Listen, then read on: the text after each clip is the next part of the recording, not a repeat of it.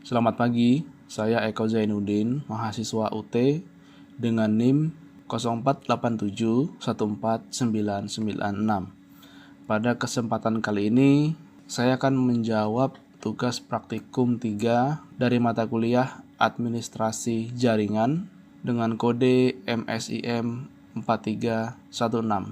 Pada instrumen tugas praktik 3 berikut, diminta untuk membuat spanning tree. Dan untuk langkah-langkahnya sebagai berikut. Dan di sini saya telah menyiapkan paket tracer buat topologi sebagai berikut.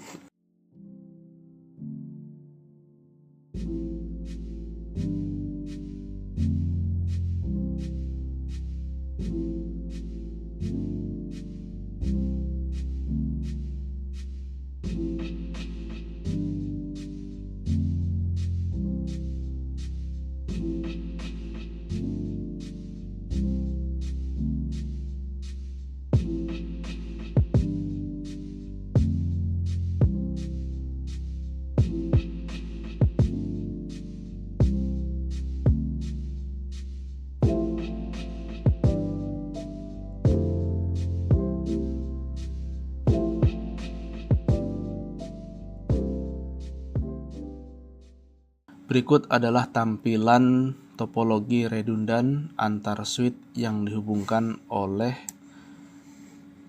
kabel UTP cross.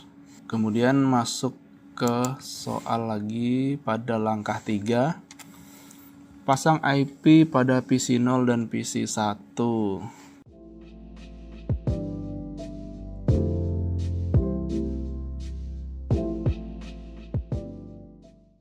Kemudian untuk PC1 1010/24.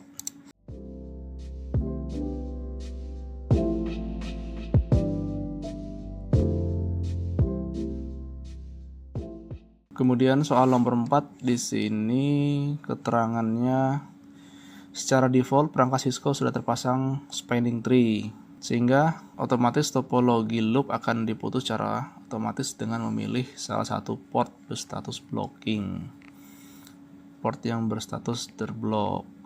Untuk soal nomor 5, menentukan switch yang bertindak sebagai root bridge. Verifikasi pada tiap-tiap switch menggunakan perintah show spanning tree. Berikut saya coba pada switch 1 dulu.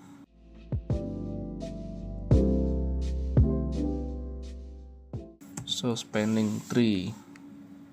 Di sini menunjukkan untuk spanning tree enable protokol IAEE dengan root ID priority 32769 dan MAC-nya 0014288D A252. Dan berikut untuk bridge ID priority-nya. Pada step ini telah sama dengan instruktur pada langkah 5. Di sini untuk MAC address root ID-nya dan MAC address dari bridge ID tampak berbeda dan dapat disimpulkan sesuai pada instruksi bahwa jika MAC ID dan bridge ID dengan nilai yang berbeda, maka dapat disimpulkan switch 1 non-root bridge. Tampak seperti berikut. Kemudian untuk langkah 6, pilih switch lainnya, misal switch 3. Lakukan verifikasi spanning tree pada switch 3. Sini switch 3, lakukan hal yang sama.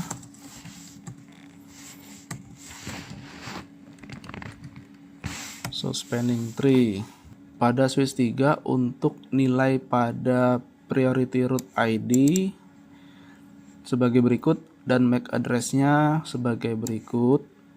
Dan untuk bridge ID-nya dengan nilai priority 32769 sebagai berikut.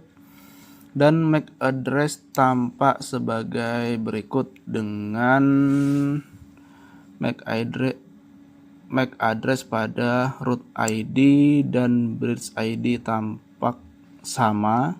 Di sini menunjukkan bahwa untuk switch 3 merupakan root bridge. Kemudian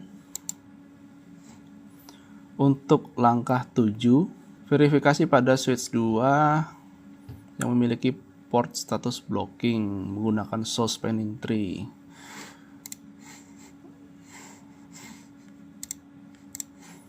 Berikutnya switch 2.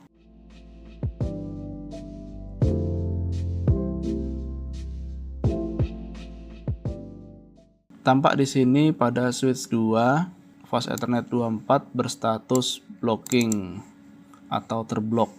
Berikut untuk keterangan pada langkah 8. Dalam kondisi switch normal, lalu lintas pada data dari switch 0 ke switch 1 melewati switch 1, switch 3, switch 0.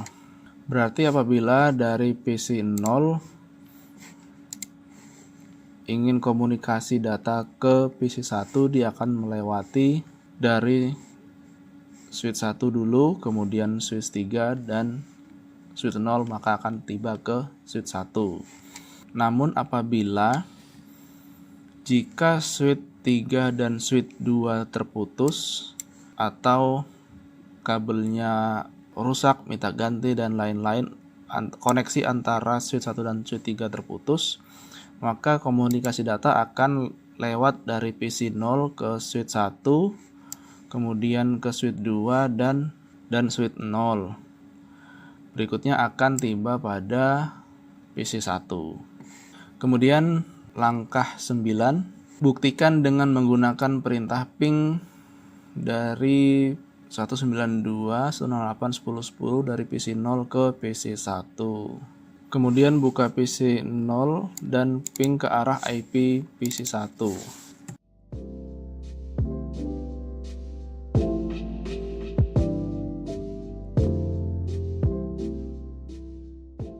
Terpantau dari PC 0 ping ke arah IP PC 1 dengan IP 192.168.10.10 telah replay atau komunikasi dari PC 0 ke PC 1 bisa berjalan dengan normal. Kemudian pada step 10, putuskan koneksi dari switch 1 ke switch 3. Dan langkah 11, cek kembali perintah ping sebelumnya dari switch 1 putus. Maka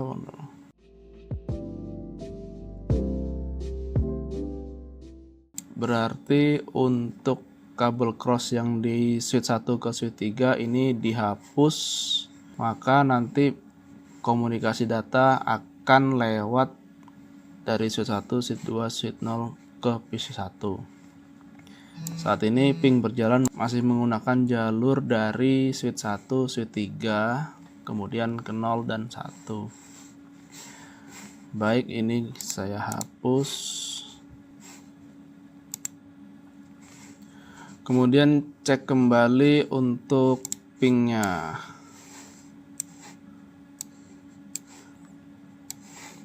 Di sini kabel pada switch 1 dan switch 3 sudah saya hapus atau diputuskan dengan harapan bahwa komunikasi dari PC 0 ke PC 1 akan berjalan dari switch 1 dulu, kemudian switch 3 ke switch 0.